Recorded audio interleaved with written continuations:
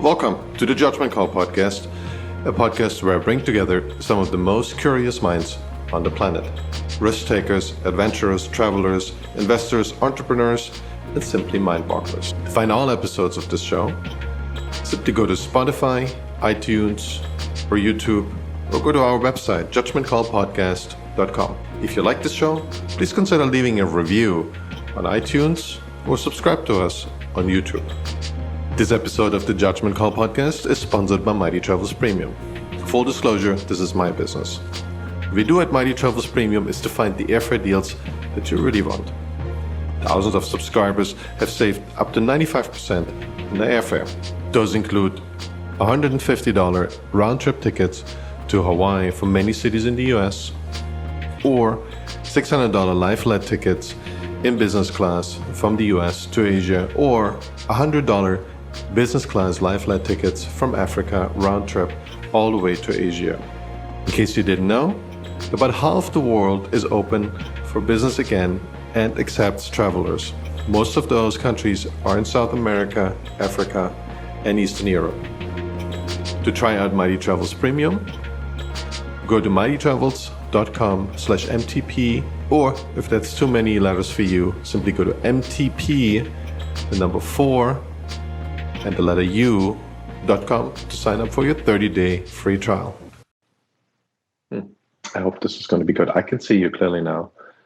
And what about my video? Can you see me? I had trouble yesterday. I don't know what's going on with Comcast here. Maybe you have the same issue. The upload speeds are really tanked. I think that I've been having issues with Comcast, and I've been having, I've heard from at least 10 people this week that Google Meet is having some issues. That might be it. Yeah, that might be it. I have, it works, and then the next meeting it's terrible, and then it's crystal clear again, and then it's terrible again. So maybe it depends on the server. I haven't figured this out yet, but I had 2 podcasts yesterday. One was perfect, and the next one was horrible. I don't even know if I can use it. So I can just use the audio. The audio at least worked. Yeah. But the audio is good now too. Sorry about to hear about your family. Did your grandma die or your grandpa? No, my mom's sister, my aunt died. Okay. Sorry to hear that. No, thank you. She was kind of the remaining matriarch of the family after my grandmother passed. So she's kind of the oldest relative we have. It just within a week, it had come up, and she she told us, this is it. I'm ready to go to the other side, and so that was its own process. But I think she's in a better place now. Were you able to see her before she died? I don't live near her. She lives in New York. Okay. So it was family Zoom calls as best as we could with the medical staff. They didn't let you in the hospital at all? No. She was in ICU, and then we really only had one call. It was 45 minutes. And then about 10 hours later, she passed. So yeah, well, that's really sad. I find that really devastating that relatives are not able to visit their family members. I don't know where this comes from, and there's obviously a risk involved, but it's one of those things that I felt they're so core to human behavior and to the human experience, and they're so important. Just cordoning people off and not allowing any visitors, obviously it's a risk, right? And the visitors need to be ready to accept that risk. But if they want to accept that risk, they should definitely be able to visit. I've seen cases in the UK where they were not allowing any visitors. I didn't know that's a policy in the US. I think it varies from potentially even state to state or region to region. I think certainly in this case, it was mostly the hospital kind of, and the risks associated with bringing COVID negative people into these spaces, and they were just we can't afford that. We already have patients that have other concerns, and we're trying to protect them from it, and just having family in those spaces. So like, even from the point of my family who is in New York, they're like, we couldn't even step through into the hospital. So it was it's just such a strange, it's a very strange experience to, it's Well, there's something going on, and I know you're a local in San Francisco, in the area here too. What I feel, there is this sense of detachment. I mean, the sense of we want to stay away from other people as much as possible. We want to we kind of treat children like a biohazard. There's all kinds of, I don't know, people's eyes look to me that when I look into them, they're scared, and they're trying to detach themselves from society and other people as much as possible. And you can make that argument, this is about COVID, but I mean, COVID is a thing that affects mostly elderly people, right? So my grandmother died really early in the pandemic last year, and it was sad, but that's, you're 105 years old. At some point, you got to accept that fate, right? And she was definitely not healthy, so she wasn't really conscious for quite some time anymore. Anyways, but it's really, I don't know how you see your environment changing, but I see the social environment that was already a little shaky out here in San Francisco, I felt, because the way it morphed the last 5-10 years. But I see, when I look into people's eyes here, and those are, well-off people, none of them is poor. They're all, seemingly making $100,000 at least a year or more. They seem struck by fear. I don't know if they want to shake that feeling, or if they really want to embrace it so much. I feel like we've entered like a Russian society where everyone like embraces their depression, and kind of just wants to cry out how terrible they feel. And that's kind of, if the person who feels the most terrible is a famous author, right? Is a famous intellectual. That's a sign of your life is great if you feel depressed. I feel like something similar is happening here now, but it's more fearful than it is depressed, although that also plays a big role. And yes, these factors, we all are part of this bigger society and what's going on, and they affect all of us. But sometimes I feel people in San Francisco, they embrace it so much, they kind of swim in these feelings, and they really want to tell everyone around how terrible life is, and that they are the most terrible, the most oppressed, so to speak. Oppressed is now gotten a political sense. I don't mean that in a political sense. They feel really terrible, and everyone should know that. I don't know what your observations are in the Bay Area, but I feel that's quite stunning to see. And I don't see this when I go to Miami, right? Or I don't see this when I go to Texas, for instance.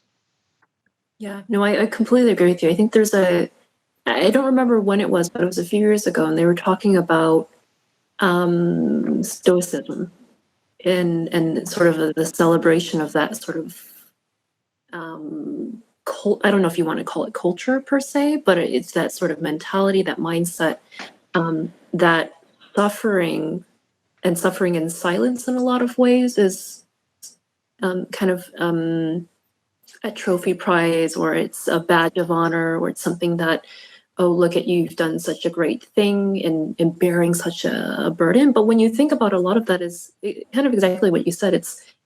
Sometimes it's quite self-inflicted. Yeah, exactly.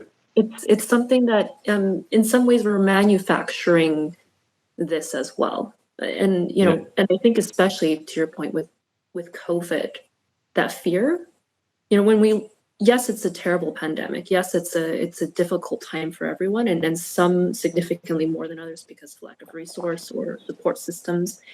But I think that if you look at sort of the gradient of who's really sort of impacted by this in a negative way, and the folks that are like, oh, woe is me, look at how difficult it is, when in reality, it's like, we're working from home. You still have a job, you still can take care of your essentials. You've got all these apps to help make your life like magical. And yet there seems to be this very pervasive, again, self-inflicted thinking around life is so difficult, life is so burdensome. I am oppressed, I am this. And it's the reality is, you know, in relative comparison to the rest of the world, many of us are living quite well. And taking the opportunity and the time to recognize that as privilege, or even being grateful, having a practice of gratitude, it's just not baked into the culture here. Yeah, there is something bigger at play that I always feel, and I really wanted to have you on the podcast because we had so many topics that we in our last conversation that we kind of just we skimmed through them, and some of them I think have a lot of meat to it, and not just about the future, but also in terms of how humans behave with each other and what's going on in society. And one thing that's kind of a theme of me, and I sometimes I'm still figuring out how this actually works, but I feel there is an adverse relationship between the amount of income you have and the happiness. And it's not. There's a lot of studies that being poor in a society, it doesn't matter what society, but just being poor and living in that society is bad for your health. It's bad for there's a lot of factors you can count them. People make hasty decisions. People make bad decisions. So you can say, oh, being poor is really bad. And I think that's true if you say that if our yardstick is the United States, for instance.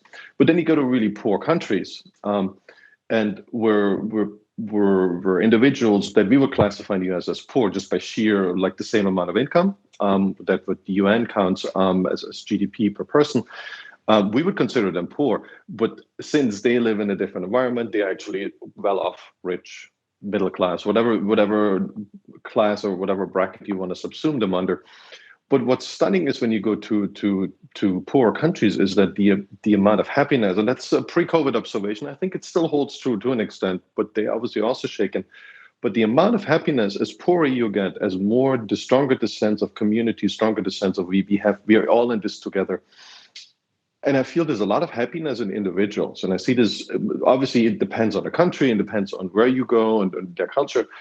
But in general, I feel there's a reverse relationship for me holds true. As poorer the country, as better the sense of community and as better the individual happiness. And I can't really put my finger to is why this could be the case, because obviously there is a sense of we live in a better society, we have higher living standards, better medicine. But strangely, it seems to have also skyrocketed our anxiety, our negative feelings, and this seems to have taken away the enjoyment, right? So it's almost like it was all for naught. Like we have all these achievements, and they are absolutely there. I mean, I don't want to diminish them, but they seem to have reduced the amount of happiness we can actually experience, kind of taking away the greatness of this technology and you say privilege. I think this is also a political word, but the amount of good things that we have at our disposal, we are not able to enjoy them anymore. Yeah, no, absolutely. I think it kind of comes to some sense of consciousness and connecting to one's own station in life and what does one have like access to, whether it's support system, it's resources, it's knowledge. I think we live in a society where we're just going through the action. We don't have time to recenter. We don't have time to check in with ourselves, take stock of what we do have in our life. And exactly to your point, I think even the sort of like diminishing pool of support that we have or community or connection that we have some of it may be caused by technology. We think that technology is a replacement for viable, supportive, healthy relationships and community. But I think a lot of it is just people not realizing or taking the time or having a practice of reconnecting to what they do have. We're just in this perpetual rat race where we're just going through the motions, going through the day. What's the next big thing? There's rarely a process of celebration. There's rarely a process of connectedness and sort of completion of phases that we go through. And without those sort of grounding practices, I think we perpetually live not in the present, not in what we are and the reality of it. We're always living in some future state, which is in a lot of ways is very helpful because we are able to connect to something that's not yet existent or not yet tangible. But there's also a really important thing in recognizing the now and celebrating the now. And without that, we become quite disconnected from ourselves and from each other. And frankly, just the state of mind that is necessary for us to exist and be content. And I'd heard a stat, I can't, don't quote me on this, but it was, the thinking was, you know, the amount of happiness you can have, you can't increase it. There's no sort of cap on this, but you can have more frequent happiness. And people who are happy, they have more instances of being happy, even if it's small bursts. And I think that when you are able to get grounded, reflect on things, have a meditative practice, you're able to engage that process of more frequency. And I think that's an important thing. People who may not have that practice for themselves, or don't, you know, are kind of striving to get like this happiness, which is virtually impossible, but, you know, instead looking for something a little bit more sustainable, that helps, I think, connect to well-being. It helps connect to a more grounded sense of reality, and in a more appreciation of the current state. Yeah, as part of your work, you, as far as I know, you think about a lot about the future and how it connects to individuals or a community. And one thing you just mentioned, I think that's absolutely true. We think of technology as this super new religion, right? This super new community. So it fulfills all these things that were a little clunky in the past, but they were better. There was no alternative, so we were just stuck to it. And then technology is maybe our savior, so to speak.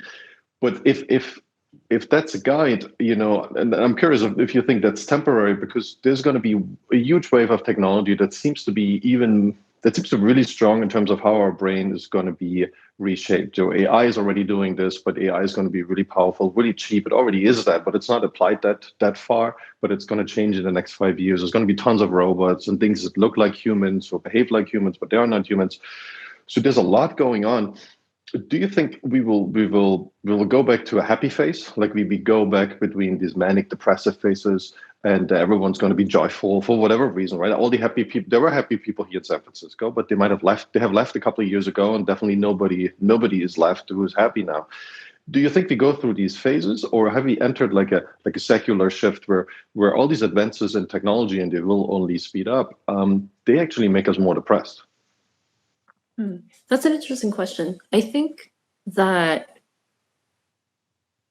we're going to have more perhaps fracturing of things. Like, and what I mean by that is I think that current belief systems, or you know, secularism versus, you know, some of the world religions, or even just sort of ideology, we're seeing the emergence of new thinking, and secularism, and you know, thoughts around even what does it mean to be human beyond, so transhumanism, which produces a completely new field of thinking about like who we are, you know, agency, control, creativity, all these like very meaningful things that I think are a really big part of human spirituality.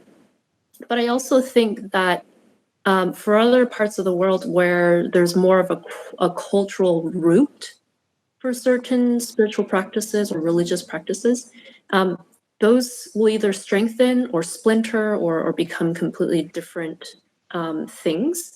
And so I think it's kind of hard to say from, you know, will there be a natural convergence of all these things? Yes, to some extent, but I also think that things will also take on their own life. And what I mean by that is technology is interesting because it is a tool from a, you know, anthropological perspective. It advances culture. It is a vehicle for cultural practices, for rituals.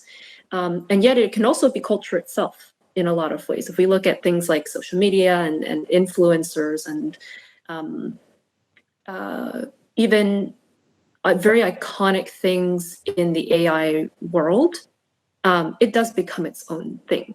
But how it gets integrated into, if you will, like the greater human culture, sort of the big cloud that oversees all human culture, I think we're not necessarily as a society moving towards greater convergence, or sort of resonance between things. I think we're actually creating smaller, for lack of a better word, like privatized cultures, that are kind of splintering off. And you don't really, most of them, you probably don't see the light of day. They exist incognito, they exist kind of in the shadows, and it's maybe enjoyed by only a select few people. I don't think we're coming to a time in society where mass experiences are necessarily what we've experienced in mass in the past.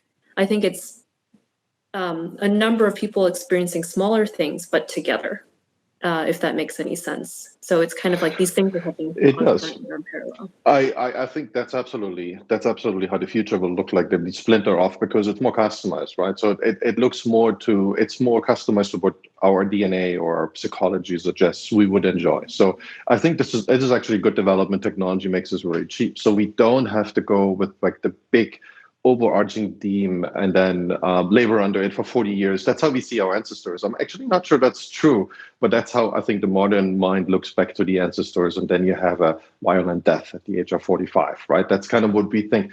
I think things must be different because when you read the old Greeks, at least some people in old Greece had a good life. I don't know if this applies to 99% of the population. Probably it doesn't.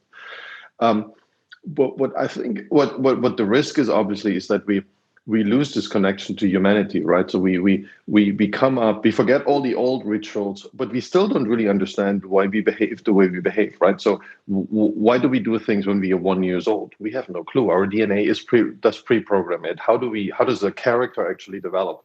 We don't know. Even psychologists, they can barely describe a character, right? There's a big five, and there's every 5 years there's a new model how to describe a character or character traits. But they keep changing, and we don't really have a good language for it. That's the first problem. We have no idea where it comes from, right? Is it pre-programmed? Is it shaped by the environment? And there's a lot of good theories on it. But in the end, we haven't really figured this out, and we don't know how the brain works. So I feel like we have these Stone Age tools in terms of we don't really know why we are who we are. Yet we are building like the next generation of AI, right? They could be kind of conscious beings. They're not yet there, but the day will come. And before we even understood ourselves, we are already going to the next generation and creating them. And they will have the same problem. Maybe they also don't know why they act like they act. And I often ask myself the question, when you think of criminals, right? So why we've been shaped by so many generations of domestication, so to speak. So only the successful DNA has survived. That's, I don't know, hundreds, thousands of generations back. But we still have people who are intrinsically, I don't know, they're 10 years old and they want to be criminals. That's their career. Not necessarily violent, right? But they're psychopath, they're sociopath. They manipulate other people for their own personal gain. Shouldn't we have left those people behind going through all this genetic selection over hundreds of years, thousands of years, hundreds of thousands of years? And my theory is, well, we should, but actually those influences that we think are troublesome, they actually make part of the society. So they keep everyone honest. If we wouldn't have crime, if we wouldn't have even violent crime, if we wouldn't have that, then people wouldn't be scared. They wouldn't follow an order that makes everyone better off. So I feel like, strangely enough, civilization follows rules that on first glance seem counterintuitive, but they actually seem to be encoded in something. I don't know, whoever designed this whole game, the simulation, right? They seem to have known about these rules and put it in place so that it works sustainably. And this is already a lot of ranting, but this leads me to the obvious question that I always ask. Do you think, where do all these things come from? Do you think we are in a simulation? Do you think it is something that kind of happened completely by accident, or it's completely random? But it seems there is some cloud storage of knowledge that we sometimes access, but it's definitely not a conscious access. So we download stuff, but it's not conscious. Yeah, I think that, and I kind of go back and forth on this a little bit because I was raised with a particular ideology, and some of it which I, carry on into adult life, and some of it assessed in a different way. And so I think a lot of human, well, if we look at even just humans as a species, and we look at the architecture of the world we live in, the biology of it, the physics of it, the chemistry of it, each sort of way of breaking down how we study the human species, human culture, human civilization, I think is a natural progression of systems. So my father was a physicist, and the way that he had always thought about things was that the language of all things, whether it's humanity, by other organisms, is math. And math, if you boil it down, is physics. And physics, if you boil it down, is chemistry. And chemistry, if you boil it down, is biology. And so there's a natural sort of order to these things, more or less, give or take. Okay, yeah. So I would have thought if he's a physicist, then the physics would be at the top of this hierarchy. You would think that, but the mathematics he kind was of more altruistic. Yeah. So essentially, everything in the world is math, and everything at the building blocks of it is biology. Yeah. So we are a quantum computer, right? So the universe is a quantum computer, right? So it goes back to basic rules, and they seem to be extremely basic. It takes us a while to discover, but then even Einstein's equations are easy. I mean, so many equations up until 50 years ago, everyone can learn this. So easy math. But that kind of would lead us. I mean, that would lead me to that's a simulation, right? The rules are too simple. If it's so simple, then someone basically designed that in his little PlayStation. That's kind of the fear I have. When other people think of it the other way, they say, no, this is really simple because the simple solution always wins, and this is what has won out over so many millions and hundreds of millions of years. But to me, I mean, myself, and this is obviously a hypothetical argument. I'm really drawn to the simulation theory. As more as I think about it, and it's been popularized now for a couple of years, it more makes sense to me. But there's probably no way to prove this ever. I think, it's probably not something we can prove because probably the parameters of it are probably imperceptible to us. We only have so much sensing capability. Anything that moves beyond the sensory is either it must be intuitive, or we have to infer, or we have to use some sense of imagination. But there is a limit to what we as humans can perceive. And I do think that a lot of it's interesting because I wonder how much of this is pre-programmed and we're just sort of running the natural path of programming, and how much of this is more generative, how much of this is more emergent behavior. So it's the alchemy or the synthesis of tossing together a bunch of different things and then seeing new behavior come through. In this case, is it a fully autonomous program? Or is there someone or some entity or something in the universe that holds these sort of puppet strings or tweaks things or, kind of plays with this dynamic? I think that's left to be kind of pontificated on by society, and everyone will have their own interpretation based on the fact that we as humans are, like from perception perspective and sensory perspective, not able to sense or discern, unless we leverage technology in a meaningful way.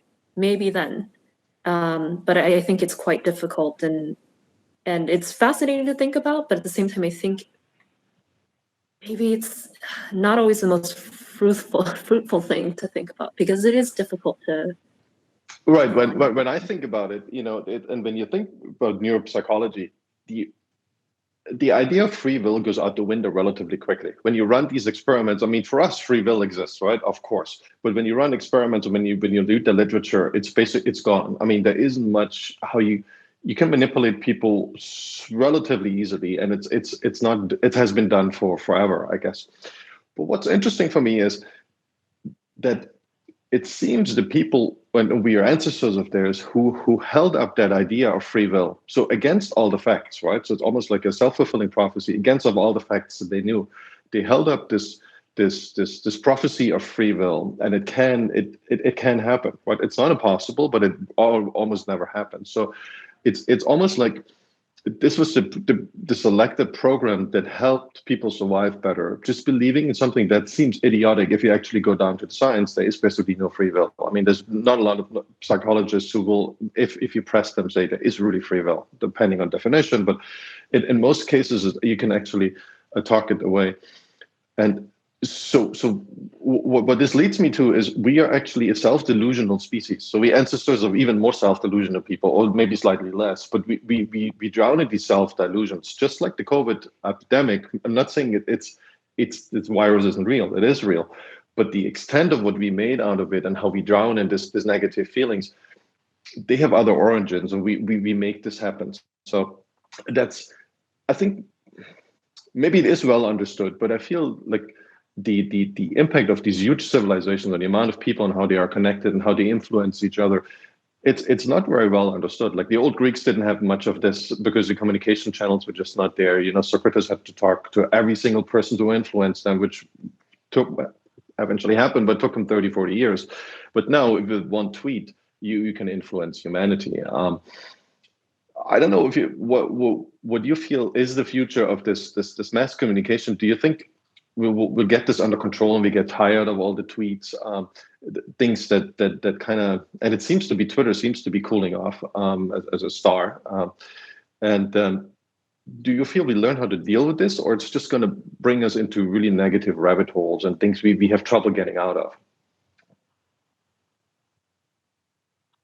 I go back and forth on this. I do agree. I think Twitter is definitely, I wouldn't say necessarily going away, but I do think that the way it's used and the frequency at which it's used is changing. My personal observation, just to kind of take a quick side tangent with Twitter, is that it's becoming more, again, kind of these like closed off communities or these fragmentations. And it's not even like, oh, this is marketing Twitter, oh, this is design Twitter. It's like, this is a very specific sliver cross-section of this. And it's just, I don't want to use the word echo chamber, but I'm going to use it because it's the only thing I can think of. It's just resonance within that chamber. And there's rarely sort of connectors, bridges. There's no seeking behavior. It's like, I am here. I am going to engage in this cross-section. That is it. And I think that there's some fatigue associated with that, which is why I think the move has been, and largely it seems like Clubhouse and similar platforms have been kind of the exodus for some of the Twitter conversations and communities. But I do think that even some of the common sentiments within Clubhouse and other platforms like that is that it takes even a smaller subsection of things and it like magnifies into this big topic and like, ooh, isn't this interesting? Oh, how about we talk about this thing? I'm not saying it's a bad thing. And I'm certainly not saying that it is necessarily the future of mass communication, but I think we are in an age where people are, you know, they're taking the tweezers and they are cherry picking. You know, it's not, and we think about mass media in the past, it's a one-way broadcast. You get what you're given. We look at mass communication now. We're not talking about it in terms of directionality. We're talking about it in terms of like audience size. And so I call it self-propaganda. You know, when you think about, I grew up with propaganda. So people had a political idea and they pushed it down on you. And if you didn't conform, you were in prison. But now we seek out these things that we know might not be 100% true, but they make us feel comfortable, and they're within what I already believe. I seek that out, and I feel really good when I see this on Twitter. Not me personally, but I think this is the effect, the self-propagandization of your media thinking model, so to speak, your mental model. And one thing, and I didn't want to interrupt you, but that what was really interesting, you said that last time. You know, there is, and that's become a rarity, there is a way to make a good living just being curious. And I wonder how you feel that fits into, because I feel that society has become the opposite. Being curious is like the last thing people want. Yeah, I think it's something that I believe very much in is knowing where your influence comes from. I think a lot of people like to think that they're quite original and that anything that they've created, constructed, conversed on is, theirs and theirs alone, because they've added some unique spin to something that they had heard, or they've integrated something from a bunch of different places. But this again kind of goes back to what we talked about at the start of this conversation: is how often do you reflect on a thing? How often do you recognize some of the internal, self-talk that you're having, some of the thoughts you're having? And I think it's the same thing when we talk about curiosity, and we talk about some of these echo chambers of communication and quote unquote community. If we don't know where influence is coming from, and we don't take inventory of it in a meaningful way, and we don't question it with a critical lens, and really sort of bifurcate what is ours, or at least what do we believe is ours versus what are we taking from other places, and we don't have an awareness of that, I think it becomes, it's like any food diet you have. If you're eating the same thing over and over again, eventually, you either don't notice it, you get bored of it, or something else. I think you need to have a diversification. And so having an awareness of where your influence comes from, who are the communities or the people that feed that influence, and what are you doing to diversify? The common thing I think in nutrition is like, oh, go eat the rainbow, red, purple, green, orange, whatever.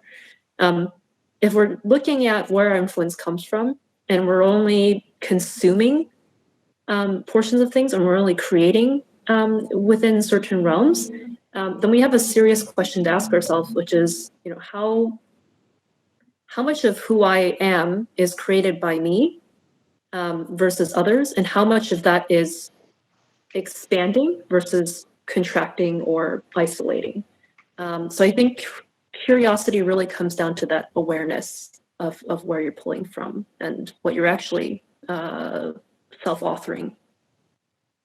I like this view. I'm not sure that's something we can expect from humanity, though, because I feel we do this huge download of culture, right, when we are kids. And I think we keep doing this because society now, we realize that we can take whatever's out there as given, and we can just add like the little tiniest bit of sliver on top of it and create this either as our own, right? So this is how, for instance, coding works, right? You download tons and tons of stuff from GitHub, but then you have this tiny sliver, maybe just 100 lines of code, and makes it 10 times faster. And that's what people reward you for, right? So your company will reward you for this. If you publish this somewhere else, other developers will reward you for this. But if you're not knowing all the other packages out there, in coding, it's hundreds of different libraries that you have to know. If you don't include them, then you're slow because someone else already did this task and you don't have to redo it. So we always fear as humans that we reinvent the wheel, so to speak, and we want to add this tiny sliver. That's at least what innovation has become, adding tiny slivers on tiny slivers. But it's still pretty quick because everyone interacts with everyone in real time. And what I'm trying to say is we don't know these other libraries that we incorporate into our mental model. We don't necessarily know where they came from. I mean, think about math. I don't know who invented the particular piece of algebra that I learned when I was in 7th grade or 6th grade. Someone did it, right? So I made it my own. And then 6 years later, I thought, okay, this is my knowledge, but it's actually someone else's. And I think this process keeps on going. So we learn stuff out there, and within a little bit, maybe just a few days later, I think most people on Twitter, if they even remember what they read, will be hard. If they do remember, then they certainly don't know where it came from. And I think 6 months later, they have no idea if this is an idea that was planted by someone, maybe without intent, but just it came from someone else, or this is an idea they themselves generated. I think it's really hard. I have to say I fail at this task completely. But I feel there is always, and Alexander Bart gave me that idea. He thinks about the shamans, but part of the society who's always very curious, who kind of have this as a genetic flaw or as a genetic advantage, whatever that is in that situation, that they are always curious and you're looking for the next thing, the next big thing. And I'm one of those, right? There's hundreds of thousands others just here in the Bay Area. And I wonder if this curiosity is something we can, as you say, we can train people and can tell them, you have to look outside of your rabbit hole and there's more for you there. And it's good. Or if this is something that only a small percentage of the population will actually ever do. And Socrates was already complaining about most people, they couldn't care less, right? The most people in old Athens, they couldn't care less about what he said, but some people actually got it, and they got some satisfaction just talking about these things with him. We're born creative. We lose the creativity because it's either ironed out of us, or we don't have positive reinforcement systems to encourage it. And I think, particularly having been born and raised as an American, I don't think that the American education system and a lot of the social systems here value creativity. It's not something that's exercised. It's not something that's encouraged. If you look at the everyday workplace for most Americans and likely even globally, where's creativity as a requirement, or where's, is it protected as a value within the workplace? No. The Industrial Revolution has made it so that we segment our work in a very specific way. And that segmentation of work and that focus on the operational efficiency is such a far departure from what creativity brings. And so I think that when we think about, can we as a society encourage more creativity at scale? Is it something that everyone gets to do? Or is it just for a select few? I think right now, the way that our global society is architected, creativity in a lot of ways is either you have to take a sacrifice somewhere. Either you pick a very particular lifestyle, you might not get paid quite a bit for it, and that's sort of you make a choice or a trade-off. It's not something that is readily accessible to everyone, and certainly I think, unfortunately, that's why many people don't get to participate in that process in a meaningful way.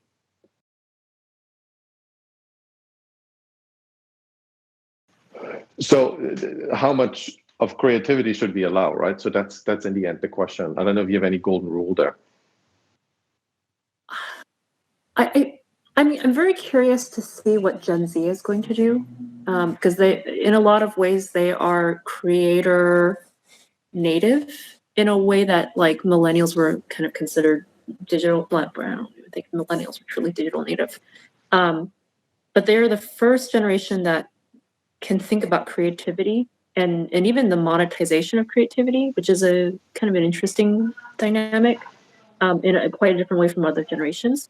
In terms of like how much people should have, daydream, imagination, and that should just be a natural part of like healthy mental health. And I think it's a very meditative process as well, because you understand and you're able to visualize in your own mind certain things that you are quite keen on. If we were talking about society, I think society stands to benefit so much from increased or enhanced creativity. However, that needs to exist, whether it's community, whether it's the way that we talk about it. And then I think certainly in the workplace, it is something to be encouraged. How do you actually plug that into something like innovation, or how do you plug that into something like employee engagement or experience? That's a completely different conversation. But all of this is to say that I think that there should be enhanced practices of creativity, and however you need to divide that up in your own life, it is kind of a reflection of, what do you hope to get out of it?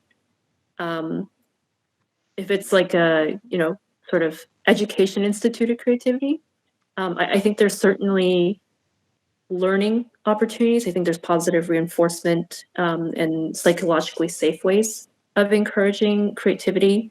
But again, I think some of it's for internal practice, some of it's for society, culture, the workplace. So you kind of have to divide out how much of it you need to keep for yourself, how much of it you need to propel into the world. Yeah, I think it really comes down to what is the future of the workplace and the future of K to 12 and also university education. And I had Marcy Powell on yesterday. She's been running the United States Distance Learning Association. So she's been preaching distance learning for 20 years, and nobody ever listened to her, so to speak. Obviously, people have listened to her, but it's only been a real big recognition in the last 2 years. How do you see online learning, distance learning, however you want to call it? How do you see it shape the next 20 years and the next generation? My personal model is, my personal view is that there's so much content out there, and education will change completely. And these institutions that we built that were necessary 100 years ago, they look like the Soviet Union to me. Like they're far behind.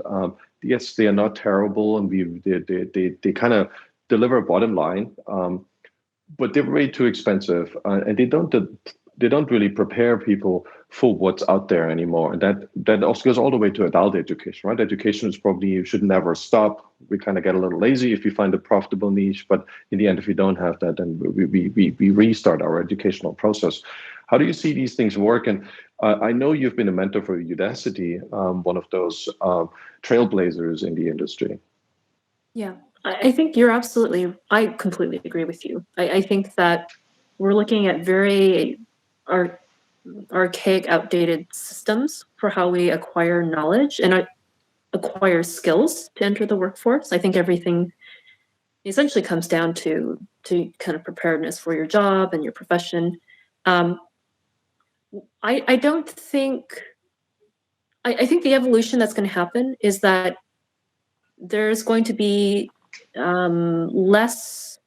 there's going to be more self-directed learning for those who are going to be able to do that and are able to manage themselves in that way. I think there's a number of sort of online high schools where the curriculum is solely self-directed. You have, maybe a mentor, guidance counselor, teachers, but it's very project-based, it's very inquiry-based, which I think is a wonderful thing for curiosity and for creativity. Education up to now is very teacher directed. It's very kind of state level focused. And most people haven't learned how to learn through that. Right now it's resuscitation. It's just spitting back out what you've already heard. But instead, I think what's really valuable is, critical thinking, learning to author your own thoughts and your own curiosity around this and have it translate into something meaningful as a contribution to society, not a piece of paper that says I did X, Y, and Z that all the other students did. And I just happen to remember it better, or I just happen to test better on it. Instead, it's like, what is your positive contribution to society? What's the discussion you're trying to have? And ultimately, what outcomes or impact are you trying to drive? I think that one of the I think this is how, I think this is so important what you say. I think school, and I think they do this, but they eventually give up after some time. Every school year and maybe every day should start, what is your contribution to society going to be? I know you're only 8 years old, but give me 5 things that you think, this should be the task, it should be repeated every day. I feel in our school system, it doesn't exist. Even later in universities, it doesn't really exist. Maybe a little bit when some very ambitious people bring out these ideas, but everybody should have that, and should be something that is unique, right? Only one person does it once, and then it's available for charge or for free to the rest of society. I think this is the societal advancement model, right? But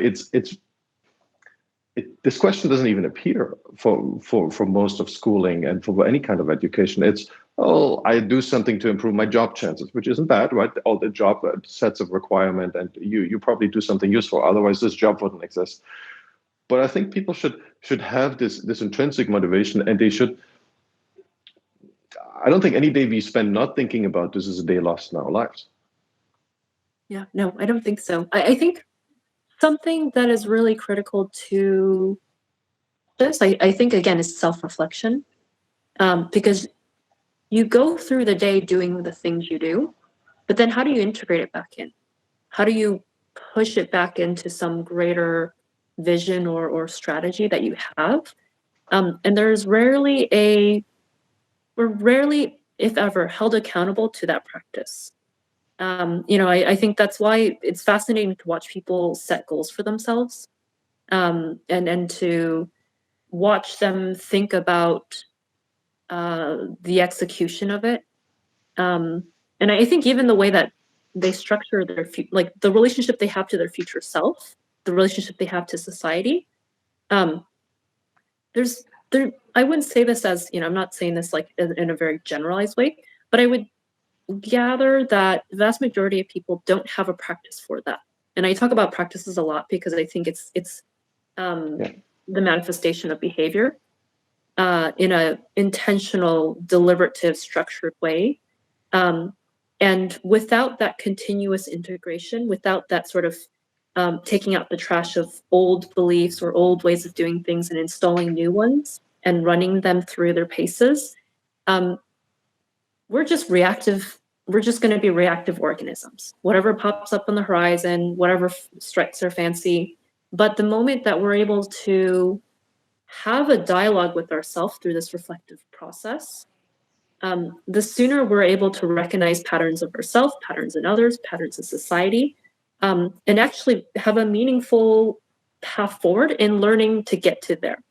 And there's a fascinating aspect to psychology, which is kind of like autobiographical planning. So the ability to think about yourself outside of yourself, and how do you kind of connect the dots on your story.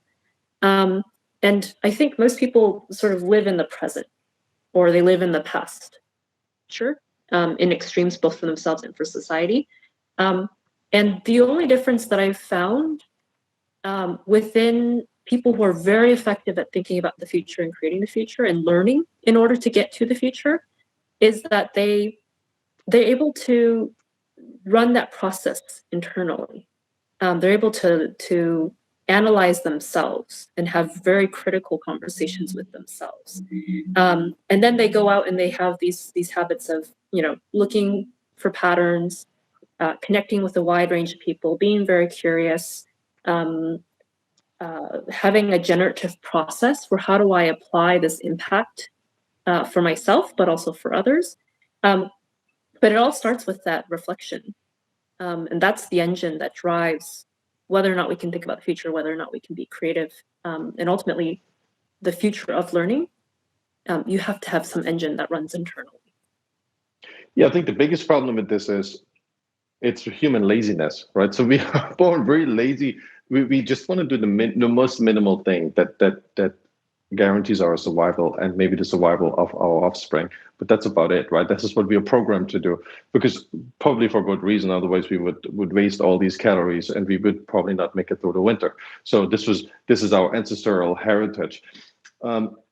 How do you get people to motivate themselves? Because I think if you don't pre-instill, and the wider picture, I don't know your age, but a lot of wisdom, I feel, it just wouldn't have gotten to me 20 years ago. Some people are ahead of their time. I definitely wasn't. It took a certain amount of years to get to a certain amount of wisdom. There's no way I could have recognized this when I was 19. No way. I could have had the same conversation, or could have listened to that conversation right here, and I would have disassociated myself from it and said, "Well, this is not important. How are we going to change the world? I'm interested in, I don't know, what's the next streaming service I can sign up for, or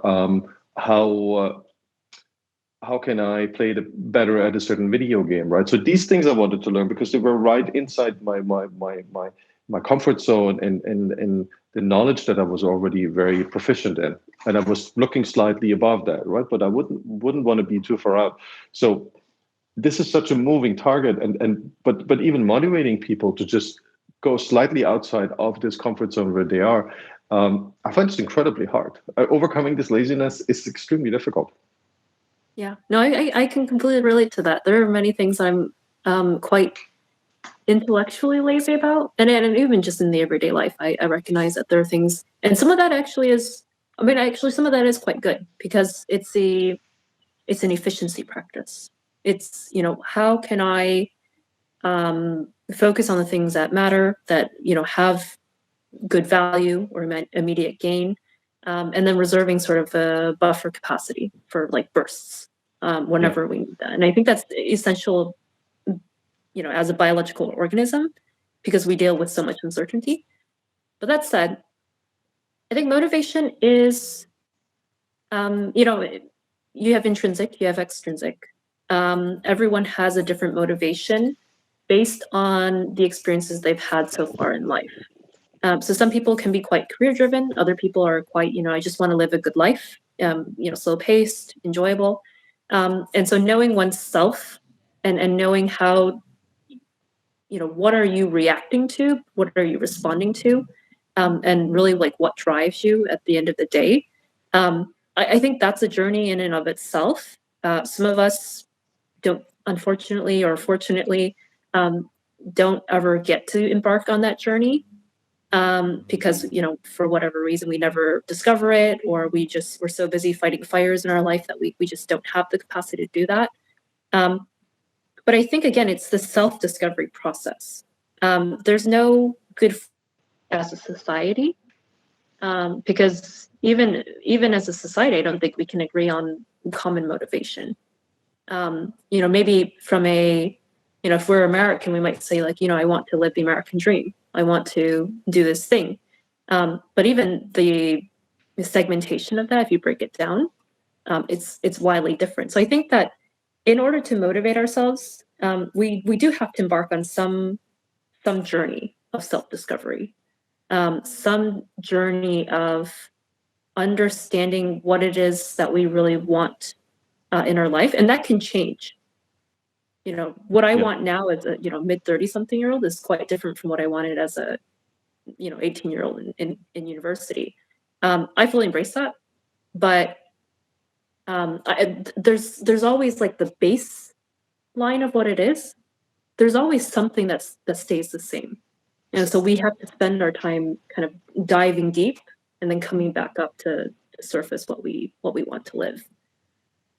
Yeah, one thing that struck me, and I had this discussion with Nick a couple of weeks ago, and we were stunned by, we take this idea that the two of us now just illuminated. If we take this out to the wider public, I don't think a lot of people would listen to us. Some people would, right? But I'd say 1 out of 100, maybe 5 out of 100. But most of them are either too busy, they're not interested in this, it's too complicated. So, and I think this ratio must have been the same for a long time, because the old Greeks had the same problem. One solution I think that we came up with, and I'm not sure if this is true, but that's kind of my theory on this is, the modern state was basically, and religion before this, especially Christianity. So all the religions were where you basically, the Pledge of Allegiance is really quick. Like Christianity is literally a few sentences and some water and you're good to go, right? That's the new Christian. And you don't have to do much as a Christian. I mean, there's certain things you should do, but if you don't do them, it's okay too. Judaism is a little harder and Islam is harder. But what it did, it instilled a sense of ideals, a sense of self-improvement in people, right? So it gave a blueprint of, this is how you should believe in this self-fulfilling prophecy, this illusion, like a free will. We have this illusion of God. Maybe it's not an illusion, but we don't worry about if it's real or not. We just want you to believe in this. And people now are very critical of it, right? They say, oh, you gave us all these things in Deuteronomy and they're all nonsense. But what I say is, well, when you think of it and how the modern state has been developed, and Locke they were all really into Christianity. They were very devout Christians. What I think they did, they took this religious concept and transformed it into a more secular looking state, but it kind of pushed the same ideas, for better or worse. Right? There's a lot of people who were disadvantaged by this, and I fully see that. But what it did is it pushed on this idea that really 100% of population, or maybe 99% of population, got into the self-reflection and figured out, what can I do to be a better person, right? So that's a core concept of the Old Testament, but it also shines into the New Testament. So a lot of values, they were not up for debate. They were pushed down into people's throat, for better or worse, and it made a lot of people really angry for good reason. But it reached the 90%. And when we have this discussion about self-reflection, I think we both understand what that means, and lots of other people in Silicon Valley will agree with us. But beyond that, it's really difficult to get this in practice and everyday, and then make this an everyday practice. And I don't know if there's a good marketing vehicle, but I always believe religion first, and then the modern state was this marketing vehicle for the self-improvement process. Yeah, I think you almost have to. I think it comes down to, what is someone losing or risking, or what's at stake, or, like even one's own sense of fear, like a lot of ways to craft or to reflect in the modern society, primarily because we don't have a lot of things that we need to fear. We live good lives for the most part. It's just, the things that happen in and around us, we sort of just take with its paces. So there isn't something, we're not in a period of like survival, in contrast to perhaps like, you look at like, we talk about like world religions way back when, thousands of years ago. They were, in a lot of cases, they were probably dealing with very mortal risks. Still 100% of people die, right? Yeah. It still hasn't changed. It's just a thing. It's maybe a little longer, but it's the same thing. So I think we're in the same boat, more or less. It feels different because we can defeat certain diseases, right? And we feel we're a little safer. But, like COVID could have been like airborne Ebola. It wasn't, but it could have easily have been, right? And now 90% of the population would have died. I mean, that would be catastrophic. The whole civilization would have fallen apart. Yeah, no, I completely agree with that. I think, again, it's just like fragmenting of things, because everyone sort of like localizes their understanding of the threat level, or and even like the pervasiveness of whatever is kind of on the horizon. A lot of things that are occurring today, it's here one day, gone tomorrow. Like natural disaster here one day, gone tomorrow. Wildfire here, like it's just, we're in such a attention deficit that we don't really have time to realize like, oh, actually, if I keep doing this thing, or I don't institute some sort of vehicle for this belief system, then it impacts this. We're, in a lot of ways, we're just kind of, again, that incremental behavior. So I don't have a good answer for this. I think it's sort of evolution of how people are thinking about this, and what are the commonalities, and how do we design against that, kind of calling into the design thinking a bit. But I think we'd be a little bit hard pressed to find like marketing strategies for some of these things until you can get to some dynamic way of like generating if you use like A/B testing, where you like have AI generate things and test it rapidly at scale, as opposed to a top-down approach, which is like, here's a thing, let's push it down. I think it's going to be much more emergent. I think this is when you read when you listen to Susan Wojcicki and what YouTube does. I feel that's what they want to do, right? They feel like they have become the new world religion or the new world government, and maybe they have, right? They have that much influence, and they want to instill something better in it, but that's very risky, right? That's extremely risky to do this in a we just start from scratch. It's kind of like Karl Marx. There was a lot of good things about Karl Marx defined and that he knew about, right? But his starting from a clean slate and just redefining economics from scratch wasn't such a good idea. We figured out sooner or later, right?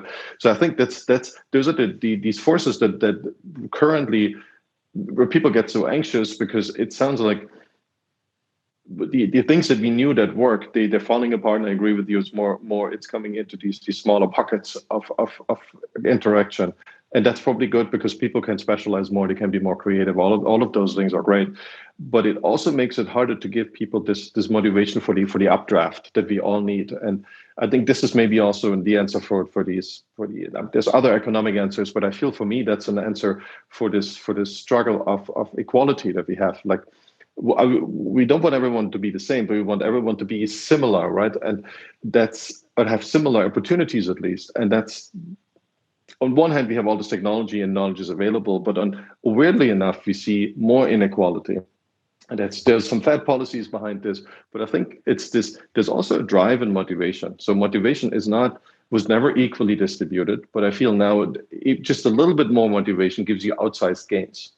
And that's why some people work 16 hours, right? And every day, and they're crazy busy. And that's especially in the Valley where we're all addicted to work.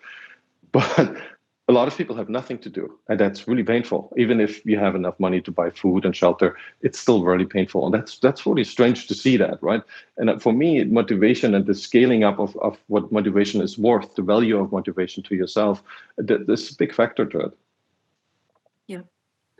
I liked what you said about motivation being not equally distributed. I think that's really fascinating. And I think, if we were to find proxies for motivation, whether it's access to information, maybe it's, access to opportunity. Because if we look at motivation in a lot of ways it's like psychological arousal. Something has piqued your interest, something has grabbed your attention, is compelling you to do this thing. And people get excited when the value or the payoff is disproportionate. There's some incongruency somewhere. Whether it's them versus society or them versus their own self. Kind of progressing oneself versus, I can game some system somewhere. And I think that... Yeah, I'm very. You have a very, very important point there. Now it seems like we all just want to game the system. Before it seemed like we did real value. Now this is obviously there's no real definition for this, right? Or maybe there is, but it's seemingly like a lot of people think this is a zero-sum game, so I have to game the system. And I think before, well, maybe it's the good old times. I can't be sure of it, but I have the impression it was more like we want to increase the size of the pie, right? That's possible because economic growth was still normal. Now it's gotten so rare in many countries, and there's something weird with this, right? So why did we shift? It's the right behavior in that situation, right? So people realize this. I have to game the system. This is where the money is, and they're right. But for society, it's a bad idea, I feel. Yeah, no, I completely agree. I think that's where I think some of the dialogue is changing as well. And I think that's why discussions about equity, equality, about access, about opportunity are really important, because you're not necessarily taking from one group and giving to another. You're creating it in new places. So it's new growth. Whereas previously, you're just kind of allocating things as needed. And I think that's why we're having more conversations, like, whether it's businesses, whether it's organizations, world governments, about sustainability. We're having conversations about, how do you invest in people first? So like thinking about human capital, human development. We're thinking about, just mechanisms for seeing things as not scarce, but quite abundant. And how do you create more opportunity to basically lift the tide for everyone. But I don't know yet how motivation will look like in that world. I don't know what forms it will take, where it will either be generated. And I don't know if you can spontaneously, I think it's like laws of physics. You can't just create energy, or you can't just create something. Yeah, but you can. No, it's like I think of it like the DNA soup. That's this famous experiment, right? That you put all the elements on the early Earth together, and it eventually created something that is a precursor to DNA. And the certain elements must come together, and they must be in the right percentages. And I think the same is true for economic opportunity. I grew up in Eastern Europe. I grew up in Eastern Germany, and economic opportunity basically didn't exist because it was not planned for. So nobody needed it. So the idea of economic opportunity was, we don't need it because everyone has enough to eat. So we don't. But it worked. Actually, the Eastern European or the Soviet system worked better in many countries for 15, 20 years because it was so well and efficient as a bureaucracy, right? But then it completely fell apart, and that was already visible in the mid 70s, late 70s. I think this is why the US stopped competing on that high level that it did in the 60s and 70s. And I think this is why we lost so much growth in the last couple of years, because we don't have an enemy. Now, finally, we have an enemy again that is actually a real enemy, like China, right? So we can actually compete against them and improve ourselves in this process. And I think what happened is economic opportunity, it doesn't thrive on the regulation. So a regulation is good, it's more efficient, and it seems like it's more just, so to speak, and it is in the beginning. But what people miss is that it also grades out all these things, these little things in the shadows that eventually become a huge business. So we in Silicon Valley know that, right? So that these little two people businesses can be $5 billion in just 2 years, right? Or even less. And we have to be intellectually honest enough and be wise enough to let as much opportunity roll in terms of not. And I think it's what happened to healthcare and to energy business, a lot of these places where we just felt we're doing the right thing and we want to keep everyone safe. But what happened is we have too little opportunity. And opportunity is hard to keep up because it always makes people uneasy, right? There's always some little bit of crime in there. There's a little bit of hacking the system. There's a little bit of things that we want to avoid for good reason, right? And there's maybe people don't get paid the minimum wage. And there's a lot of shadiness going on. I agree. But it also usually is the source where it bubbles out of this DNA soup and the animal comes out and says, okay, this is the new life form. And I think this is often a hard to draw a line, and I feel we've polarized obviously so much. But if we would all realize that we have to be very careful about what we regulate, even if it's well intended, I think that's 90% of it. Yeah, no, absolutely. I think regulation is necessary, but too much regulation is also a great inhibitor. And it doesn't. I think a lot of policy doesn't necessarily take into account the diversity of scenarios and circumstances in which regulation is or isn't helpful. And I think maybe this is just my personal thought. I don't think from a innovation perspective, from a technology perspective, or even just like the advancement of society, I don't think many world governments are equipped to have forward, future-facing conversations about those things. They're highly reliant on economics, highly reliant on probably even outdated economic models for things. But there are many other fields to borrow from that can inform how we should or shouldn't, and I use that kind of conservatively, the word should,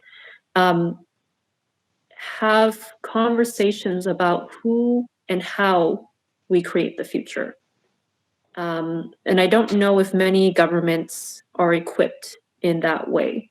Like even if we look at like technology or science or innovation policy in the States, I'm pretty sure we're behind on yeah. Well, I actually feel, of course, that's another debate. I feel we should err on the side of no regulation. So actually, we should have very limited government, but I'm also not a crazy libertarian. We need to have a certain amount of government, or everyone is going their own way and we lose all the efficiency. So there is a middle line. Obviously, people will have different belief systems that where they draw the line.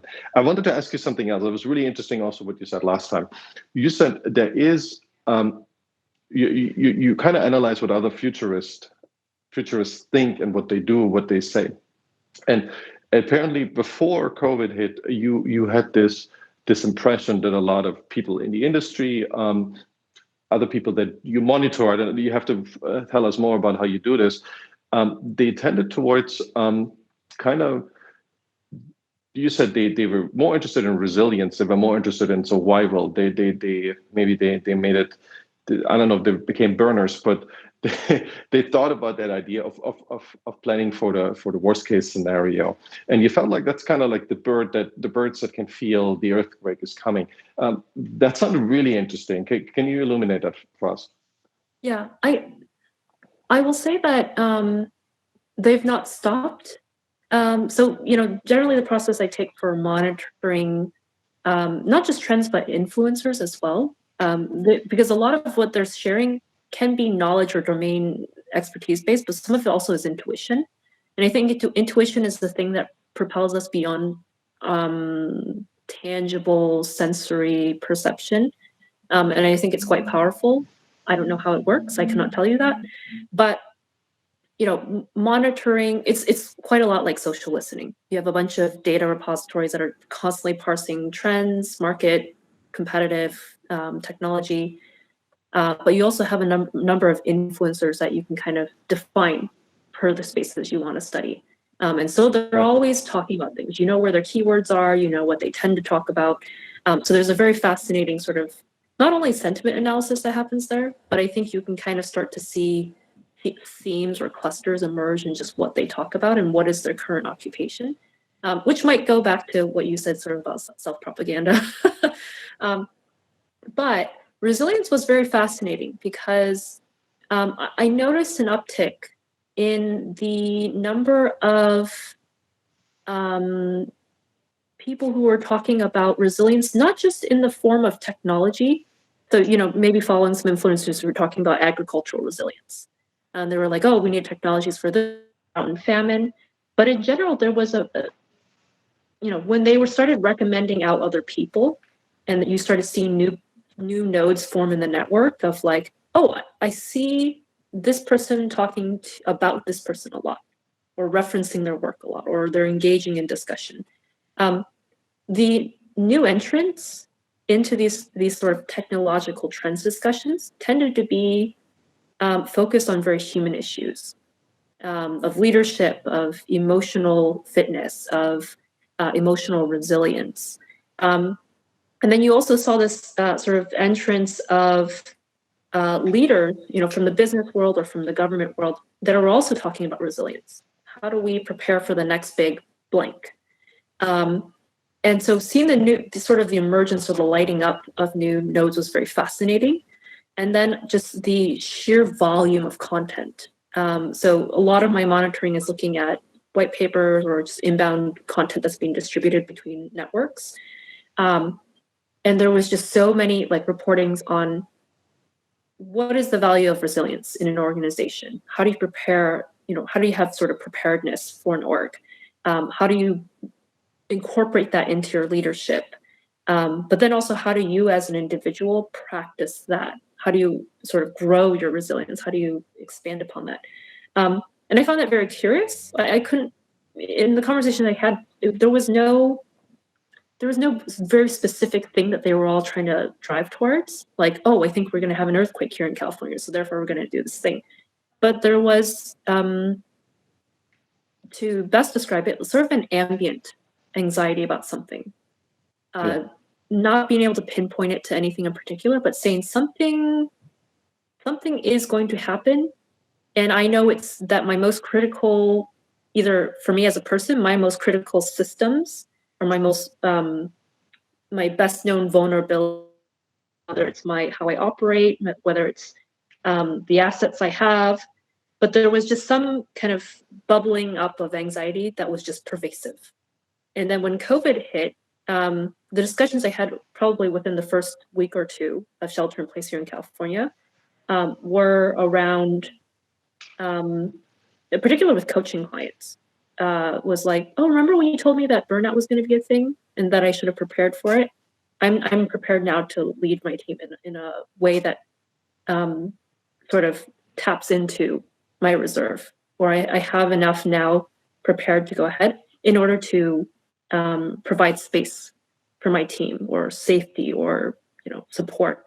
And I had never intended those conversations to go that way, but there was a real recognition of resilience is here to stay. How do I do it better? How do I get more of it? And how do I share that with other people? Yeah, I find that fascinating, and I can't really decipher what was first, but I felt like in San Francisco there were distinct phases. So there was a very there was a lot of euphoria until 2014, 2015. I don't know where it came from. This might have been terrible phases before. That was out of the ordinary from my point of view. And that was not just San Francisco, but I think it was globally a phenomenon. There was a sense of euphoria. Obviously, we came out of the depression about the housing crisis, and it seemed like, okay, we're going to be fine, because in the financial crisis, a lot of people got really worried this thing is going to fall apart completely, and it didn't. And I think we can attribute this maybe to just economics, but I think there was a strange sense of extreme of euphoria, and without the financial markets did very well, more or less, until 2020. I think the mood really soured 2015, 16, 17.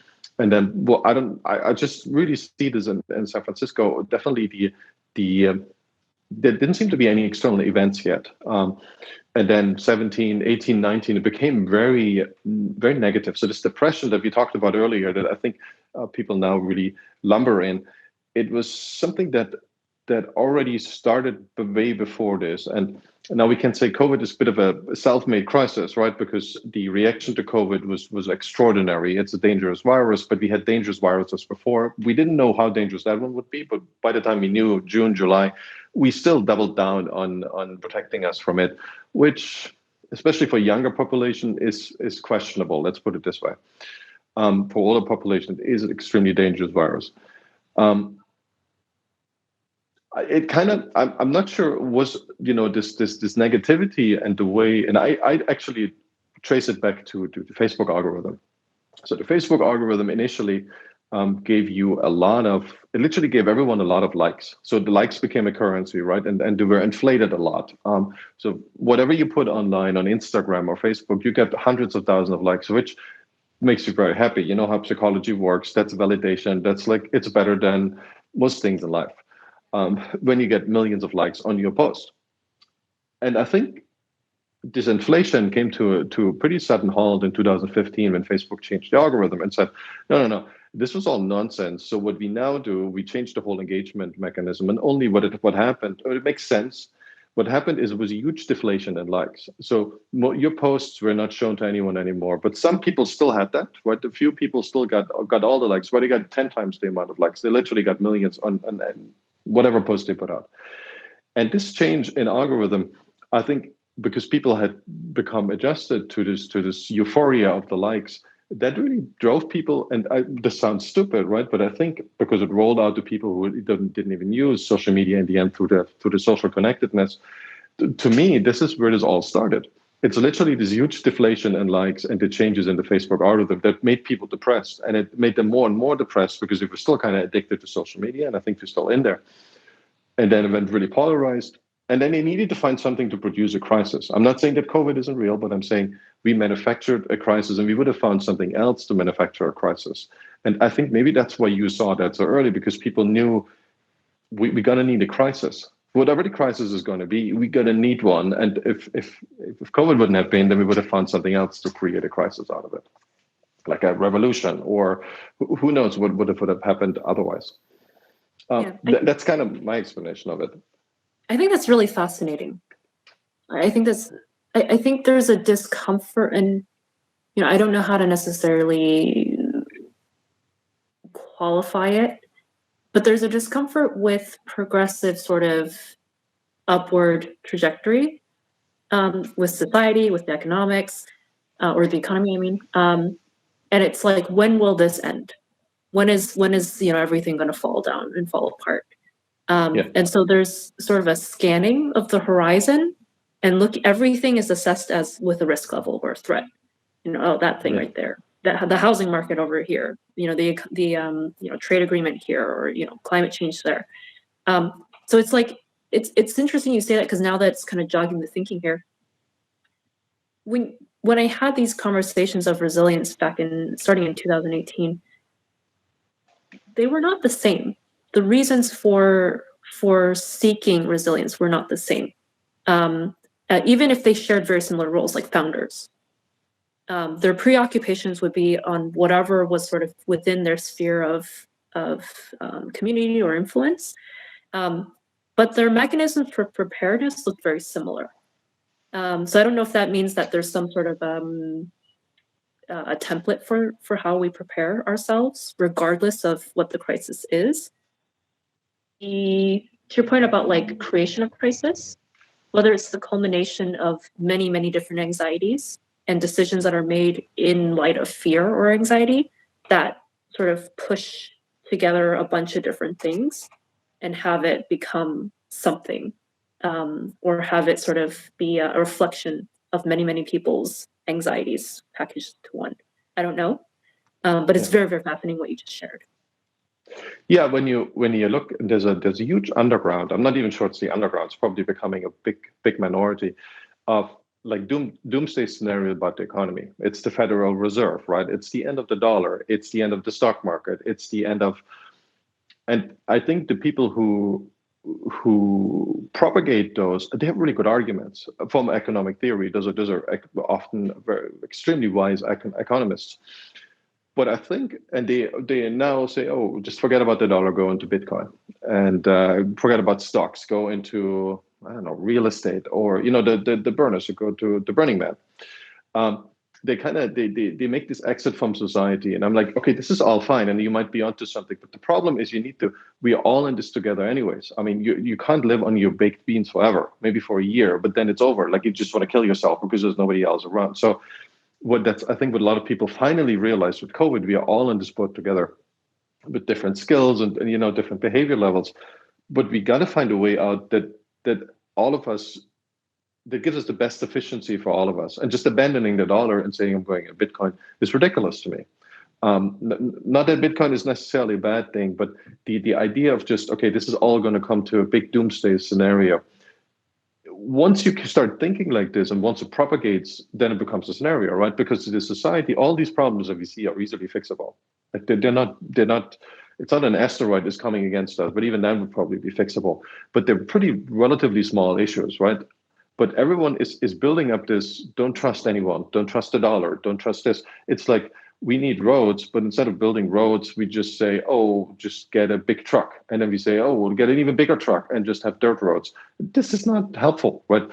So it's this, and I think it's always been there, but it goes back and forth. And we see this.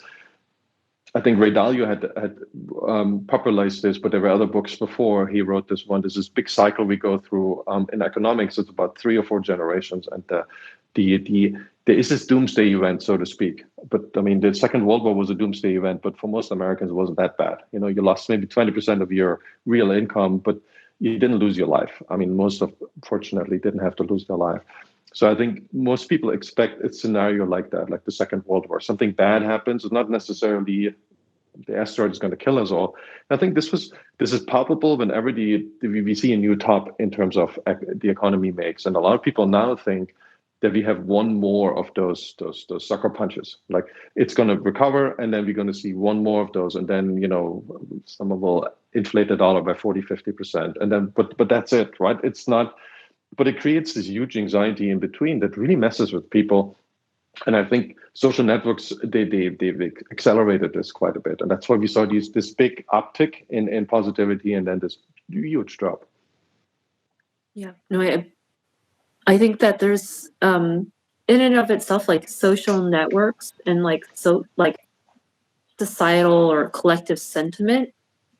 It's interesting that we're in that machine, and it does influence so much of other parts of the machine that we wouldn't have expected, and it's sort of, I mean, it's relatively new in the grand scheme of history. But it's like the book. Like, a lot of people say it's like the book or the newspapers, right? It's kind of the same thing, just a little faster. Yeah, just a little faster, and it's I don't know. I feel like sometimes some of it's also on its own afterlives, like initial post or initial share, and then the conversations that come out of it, or the subsequent shares of it further down to other communities. So it's in my opinion, I think it's a little bit more complex. It has a life of its own that is not necessarily, doesn't follow sort of the half-life of traditional news and media. And I think we can see this too, because sometimes algorithms have a fascinating way of like resurfacing old content in new ways or with new context. But I do think that I do think that this anxiety, this kind of like sort of default behavior of like collapsing into oneself, giving into one's anxieties and fears, pulling away from collective society, and in some cases, like you had mentioned, trying to get an escape velocity from it. Society and government can only work when we can kind of like be in it together. Yeah. And I think that once we start to collapse that structure and we discard or disregard the benefits that it can provide collectively, then we've diminished some of the benefits. We've removed it and we've weakened its structure. So therefore, when it comes to the response, we're not equipped because we no longer have certain parts of society connected in a meaningful way. We don't have free flow of trust and relationship. So I think we're I don't know how things will be post-COVID. I don't know if it's going to be a continuation of what we had before, if it's a new normal or whatnot, but I do watch this with a lot of doomsday scenarios, and anxiety is very real. And my hypothesis is we're going to move from this and we're going to go in search of the next one. Like it's just ever. Well, yeah, I think it's a constant struggle. And the ancients, how do you motivate people to believe in God? As we draw a doomsday scenario, right? Even if it's not real. So this is not this. We need this as humans to motivate ourselves. It's this old saying: when you go to Tel Aviv, everyone there lives their day as if it's their last. And it's probably a good idea, right? Because you believe the doomsday scenario is next day, so you enjoy your life and you do the best you can. But talking about making the world a better place, one more thing, and I really enjoy how we talked about the other items. You said there is a serious change about how we can make actual innovation happen, and what you mentioned is the idea of a Y Combinator. And I know you worked in a crowdfunding company, Republic, or have been involved with them. Who is very successful at shaping the way companies raise funds. Anyone can contribute to a campaign, and now I think the campaign limits. We had Darren Marble on. He explained me that it's up to I think $30 million. So the campaign limits of what you can raise have changed a lot. But you also said the model how innovation is typically being perceived in larger corporations is pretty broken. And it should maybe resemble more a challenge or an accelerator. What do you think is the best model right now, and where does most of the innovation actually come from? Yeah, I think that I'm still discovering for myself what this truly means, but I think there is a democratization of innovation that needs to happen. Most corporate entities tend to rely on, the select chosen few that have, exceptional ability within the org. What I've tended to find in working with corporate innovation teams is that while they're great thinkers, sometimes they're not the best entrepreneurs. So they may find something that's quite fascinating, but when you have to connect it to greater value, for customers, for partners, for whoever is in your ecosystem as a business, thinking outside and towards like others is kind of a point of complication for many companies. And it's oftentimes that something that's quite cool and interesting is not always something that translates well into the market. And I think that's sort of the disconnect. That's where the break happens. When I think about how corporate innovation, or even just innovation as a whole, most companies are experiencing quite incremental innovation. We added a feature, we added a new product, we did a thing. But it rarely bubbles up into game changers. Things that have, a new market, new customer segmentation, completely dramatic new way of thinking about, problem X, Y, or Z. And I think it's because they haven't tapped into, they have a very dormant innovation machine. Like they're asking a couple of cogs in the machine to, do the work, go innovate, figure out what this thing is. When there's this like entire engine, this entire machine that's just waiting to be woken up and to be engaged in the process. And the way that a lot of companies operate right now, how they do it is they try to funnel through like entrepreneurship programs, or they try to do incubators or accelerator programs where they, handpick very specific people and they ask them, you've got 6 months to do this thing, here's $1 million. But that process is not open to everyone. It is a highly exclusive process. and oftentimes it doesn't actually identify the true, so like, where are these like clusters of high innovation and collaboration? Where are these clusters of like customer partner insights?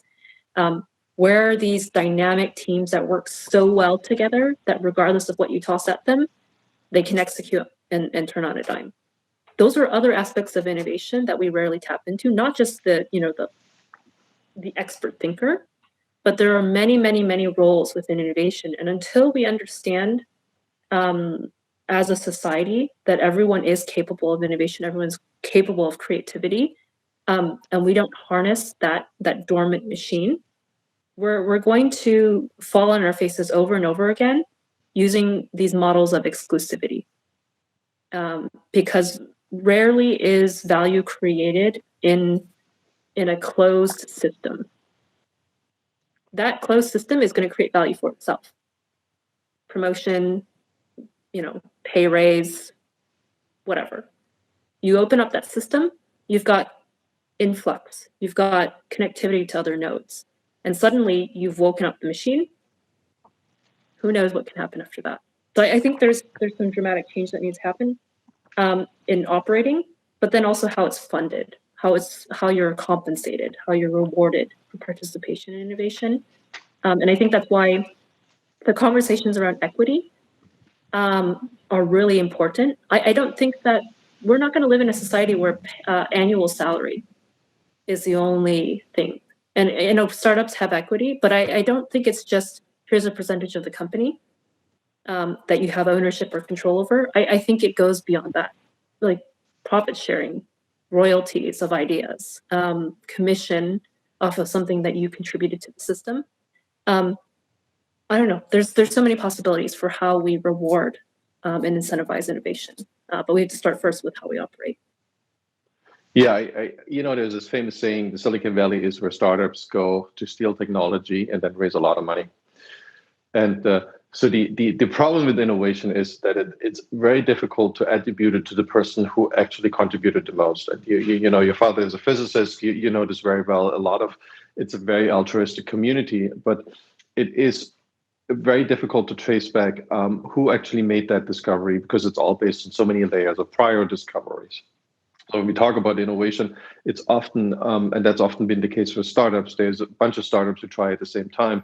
Very often, not always, but very often the one that has a lot of money actually wins the race, because they can subscribe to most customers and then actually get to the best economies and then buy everyone else. It's not always like that. Sometimes money doesn't do anything.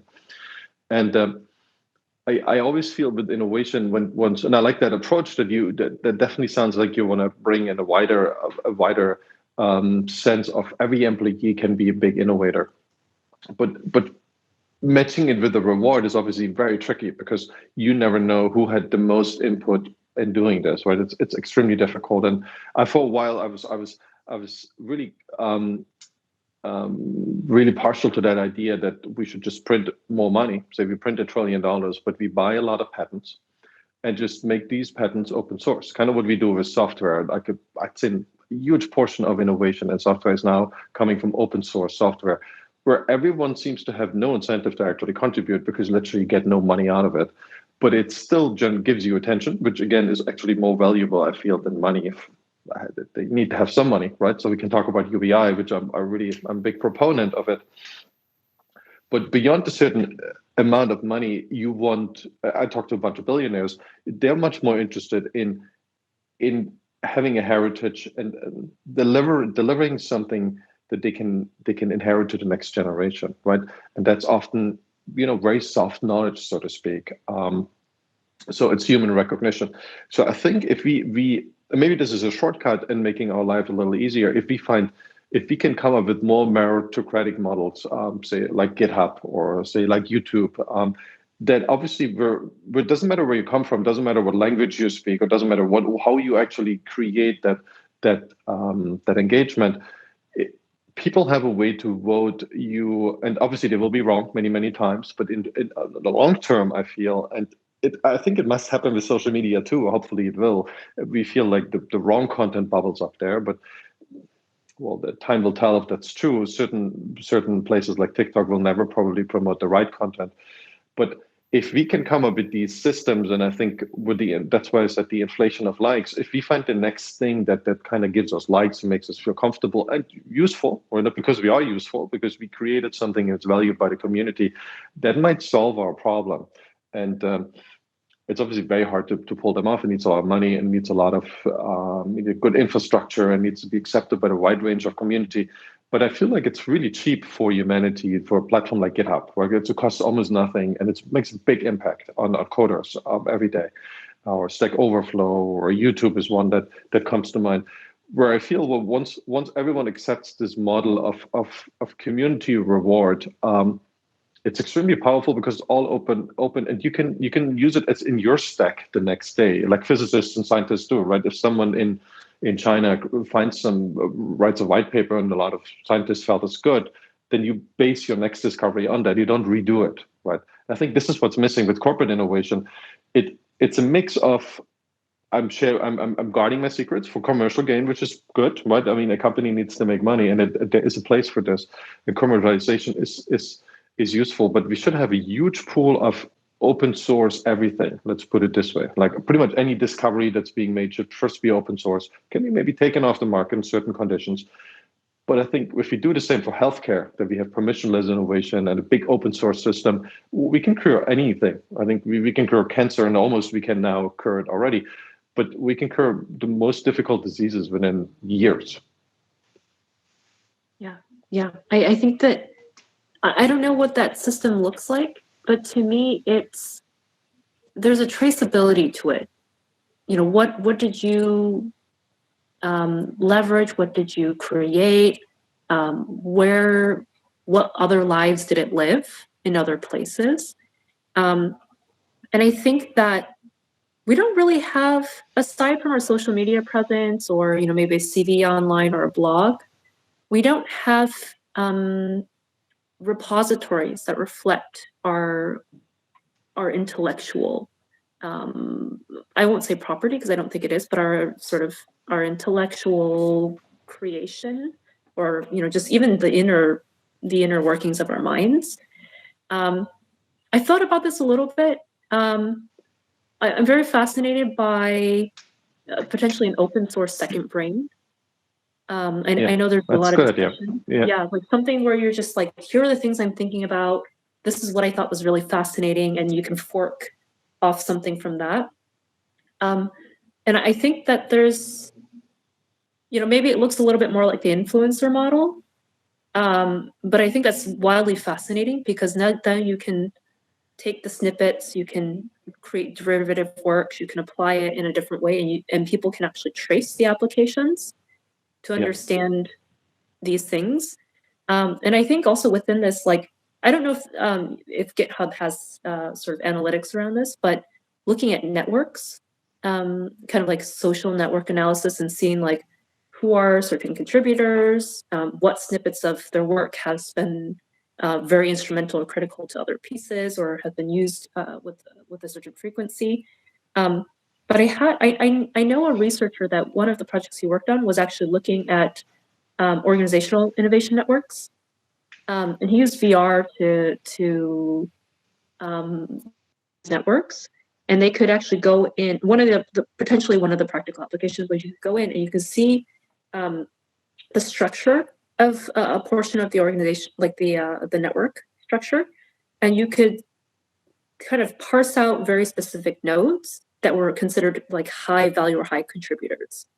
And the thinking there was that, if you did this for an organization from an innovation perspective, how do you keep that node in place? Because they're a stabilizing force for the rest of the structure that grows around them. And I think that's the same thing in society. You're going to have these different ones, and we should be able to visualize and identify them. But then also, what other lives are they living in other places that they don't know about? I think that's also a really interesting thing outside of building legacy of getting recognition, is to see the progression beyond whatever you've created. What other lives does it live? Yeah, well, it's I like that idea. I think it's relatively abstract to describe it, but if we find a couple of those major platforms that incentivize innovation, trace it back, give a creator payout, right? That's a big topic right now for a lot of platforms that are playing with creator payouts. And YouTube has a bit of this, but it's very difficult to make a decent amount of money from it. I think if that might be one thing, but it's also this.